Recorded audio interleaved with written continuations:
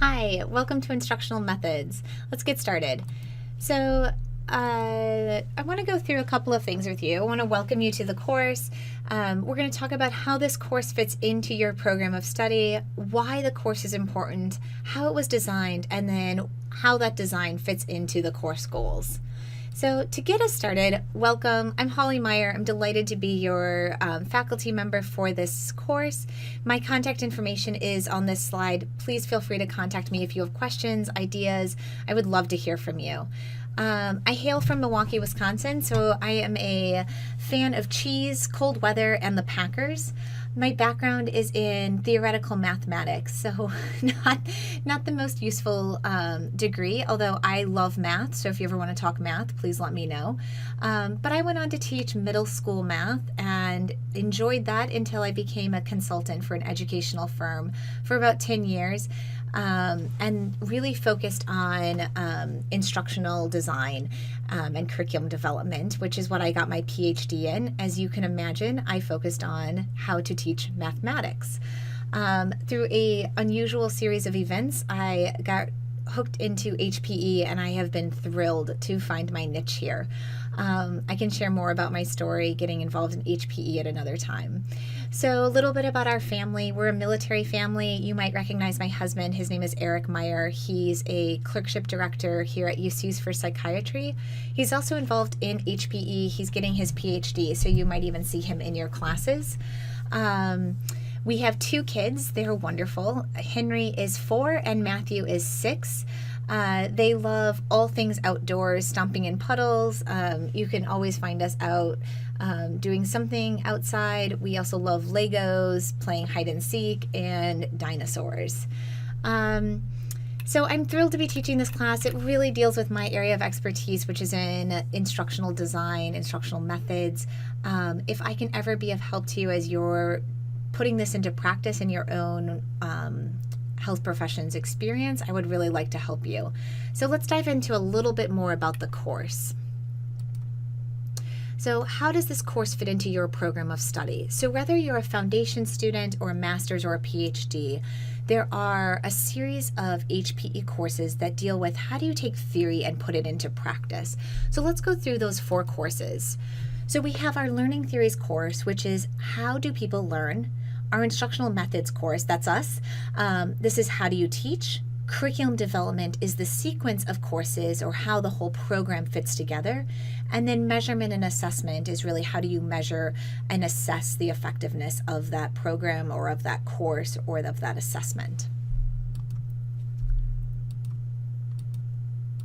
So why is this course important? So a lot of times when I talk to students, I'll hear things like, I've been teaching for years, but I've never learned how to teach. Or I love teaching, I just don't really know how to do it. Or feel like I could use more help with learning with different ways to teach. These are great reasons to be in this course. These are great reasons to be in HPE. So I would like to help figure out how to teach and help you give you a toolbox of different ways to teach. So there's 3 goals in this course. One is how do you evaluate the strengths and weaknesses of instructional methods? And instructional methods are just how do you teach, of different ways of teaching. How do you determine the best instructional method for a situation? And then how do you improve your ability to deliver those instructional materials? So how is this course designed? So the course is split into 9 modules that vary in length from 1 day to 3.5 weeks. And there are 3 major projects that you'll complete during this course, and let's talk through each of those 3 projects. So the first is our final project. You're going to develop a 1-hour teaching session on a topic of your choice. It can be anything you'd like to teach about, and then you'll develop objectives, needs assessment, and assessment, instructional methods, all related to that teaching session. So we'll build this project throughout the course. We'll work on it each week, and then at the very end, you'll finish it. The second is your mini teaching session 1. This is a 5-minute teaching session on an instructional method. You'll deliver this through a synchronous Adobe Connect session, and you'll present that method and then lead a discussion about it. Similar to the mini teaching session 1 is our teaching session 2.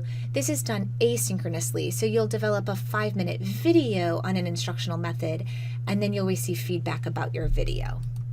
So there's 9 modules. They vary in length, but I want to give you a visual of how these fit together with these 3 projects. So from the chart below, you can see where all 3 of the projects are covered, and then modules that cover only 1 or 2 of them, and then when the different sessions end, so that you can see sort of when to plan the ebb and flow of this course.